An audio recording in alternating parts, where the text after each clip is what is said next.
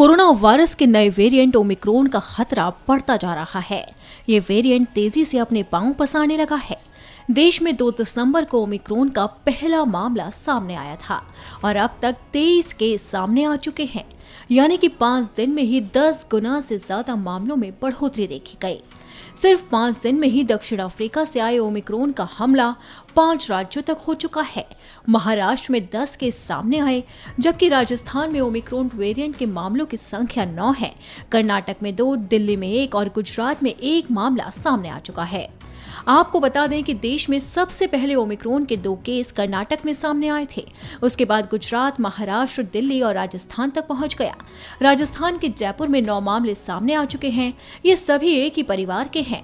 परिवार के 4 लोग दक्षिण अफ्रीका से लौटे थे और उसी से बाकी 5 लोगों में ओमिक्रॉन फैल गया।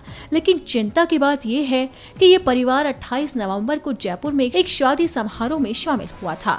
अब प्रशासन कॉन्टैक्ट ट्रेसिंग कर बाकी लोगों की जानकारी इकट्ठा करने की कोशिश कर रहा है ताकि इसे फैलने से रोका जा सके। राजस्थान के अलावा ओमिक्रॉन ने महाराष्ट्र पर बड़ा हमला किया।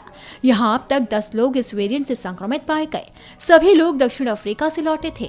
महाराष्ट्र में ओमिक्रॉन का पहला केस 4 दिसंबर को सामने आया। यहां डोंबिवली में 1, पिंपरी चिंचवाड़ा में 2, पुणे में 1 और मुंबई में 2 केस सामने आ चुके हैं। वहीं प्रदेश के स्वास्थ्य मंत्री राजेश टोपे ने बताया है कि सोमवार को जोहान्सबर्ग से मुंबई लौटे 2 लोगों में ओमिक्रॉन मिला है।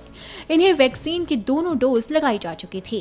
अब तक मिले ओमिक्रॉन के मरीजों में एक बात कॉमन है कि किसी को गंभीर लक्षण जैसे सांस लेने में दिक्कत या ऑक्सीजन की कमी या शरीर में गंभीर संक्रमण फैलने जैसी समस्या नहीं दिखाई दी है। गुजरात के जामनगर में भी जिम्बाब्वे से लौटा शख्स ओमिक्रॉन से संक्रमित पाया गया। दिल्ली में भी तंजानिया से लौटे एक शख्स में ओमिक्रॉन वेरिएंट की पुष्टि हुई है, जिसके बाद से ही प्रशासन अलर्ट मोड में है। दिल्ली के स्वास्थ्य मंत्री सत्येंद्र जैन ने बताया है कि तंजानिया से लौटा ये शख्स किस से मिला था, उसकी जानकारी जुटाई जा रही है। ओमिक्रॉन ने भारत में तीसरी लहर का खतरा भी बढ़ा दिया है।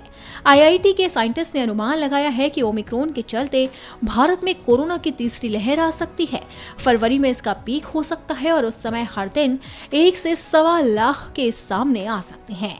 हालांकि उन्होंने ये भी कहा कि दूसरी लहर की तुलना में ये कम खतरनाक होगी। अब विशेषज्ञों की चेतावनी के बाद ये बात साफ है कि भारत में तीसरी लहर का खतरा लगातार बढ़ता जा रहा है। खासकर ओमिक्रॉन के पांव पसारने से भारत में एक बार फिर से खतरा बढ़ने लगा है, जिसे देखते हुए मोदी सरकार के साथ साथ केंद्र सरकार भी अलर्ट मोड में आ गई है। केंद्र सरकार ने राज्य सरकारों को पत्र लिखकर सतर्क रहने की सलाह दी है। साथ ही कोरोना नियमों के पालन करने का भी आदेश दिया है।